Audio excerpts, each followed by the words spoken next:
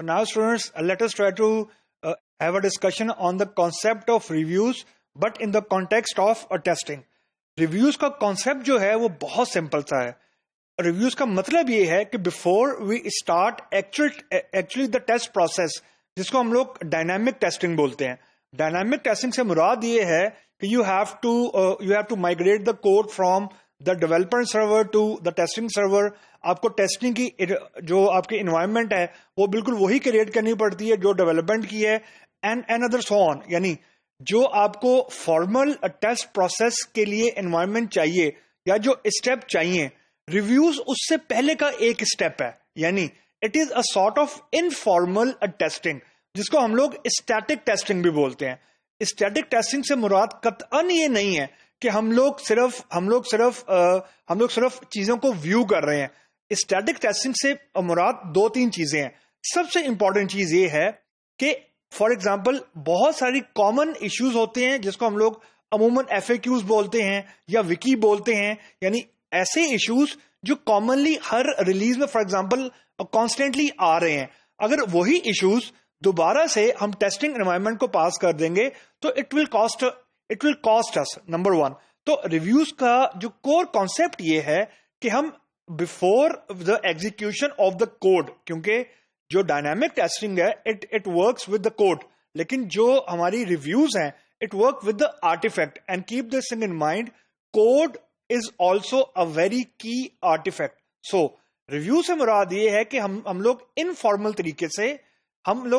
तरीके से आर्टिफैक्ट्स को, स्पेशली कोड को जिसने आगे जाके एग्जीक्यूट होना है, उसको हम लोग ओवरव्यू करते हैं, उसको हम लोग उसका वॉक थ्रू करते हैं to identify those common issues जो कि फॉर एग्जांपल प्रीवियस बिल्ड्स में आ रहे थे या प्रीवियसली अकर हो रहे थे. क्या मतलब, इसका मतलब ये क्या प्रोग्रामर वही गलतियां बार बार तो नहीं कर रहा जो वो पहले कर रहा था, और जो टेस्टिंग टीम थी वो बार बार वही जो इश्यू है या डिफेक्ट है वो रिपोर्ट करे. मतलब जो रिव्यू का गोल है वो ये है कि as early as we should be able to detect the defect. यानी जितनी जल्दी हम डिफेक्ट को डिटेक्ट कर लेंगे उतनी ही वो कोड के लिए बेहतर है, उतना ही वो टेस्टिंग की एनवायरनमेंट के लिए बेहतर है, उतना ही हमारा टाइम कम लगेगा. मतलब कि अगर हम फॉर एग्जांपल SRS के अंदर कोई इशू फाइंड आउट कर लेते हैं या हम कोई ऐसा chunk of code find out कर लेते हैं जो कि बड़ी कॉमन चीज है, जिससे आपको मैप किया हुआ कोई फॉर एग्जांपल यूज केस नहीं मिलता, जिसको हम लोग फॉर एग्जांपल हम लोग टेक्निकल डेट बोलते हैं. यानी ऐसा कोड जो कि किसी प्रोग्रामर ने लिख तो दिया है लेकिन you are not able to find out कि ये क्यों लिखा है. तो ऐसा कोड बेसिकली इररेलेवेंट है, और ये जो इररेलेवेंट कोड है ये with the passage of time it goes on increasing. तो रिव्यूज का मतलब ये है कि आप ऐसी इनकंसिस्टेंट चीजों को, ऐसी फॉर एग्जांपल अनवांटेड चीजों को रिमूव करें. रीजन, जैसे ही आपका कोड के अंदर आपकी इनकंसिस्टेंसीज या डेट ज्यादा होना शुरू हो जाता है तो उसका इफेक्ट कोड के बाकी एरियाज में भी आना शुरू हो जाता है. ये तो एक बात है.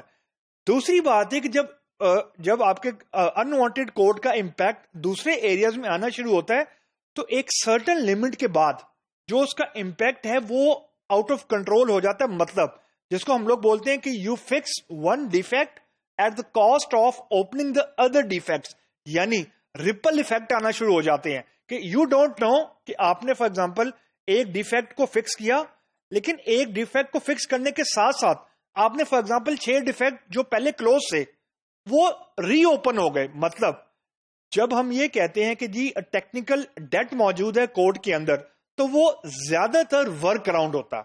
वर्क अराउंड से मुराद से का इंडिकेशन ये होता है कि फॉर एग्जांपल एक डेवलपर काम कर रहा था, ड्यूरिंग बिल्डिंग हिज लॉजिक या तो उसको प्रोजेक्ट से शिफ्ट कर दिया गया या उसको उस प्रोजेक्ट के उस कोड बेस से हटा दिया गया या उसने जॉब छोड़ दी, व्हाटसोएवर.